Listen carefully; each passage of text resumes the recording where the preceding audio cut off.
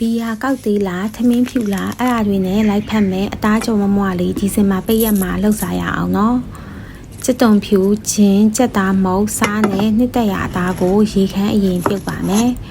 အသားတွေကအရင်ကြီးကြက်စရာမလိုပါဘူးနော်မထူမပါလေးလေးပြီးငရုတ်စုံလေးနဲ့ထူပေးလိုက်ပါကြော်တဲ့အခါမှာစီမဆုပ်တဲ့အပြင်မမွားလေးဖြစ်နေပါလိမ့်မယ်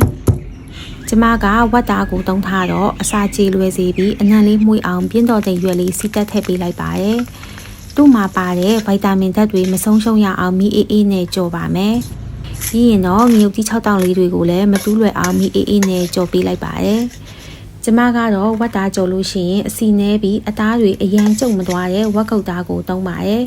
။တိရှုသူမိတ်ဆွေတို့ကရောဝက်ကုတ်သားကိုတုံးကြပါသလား။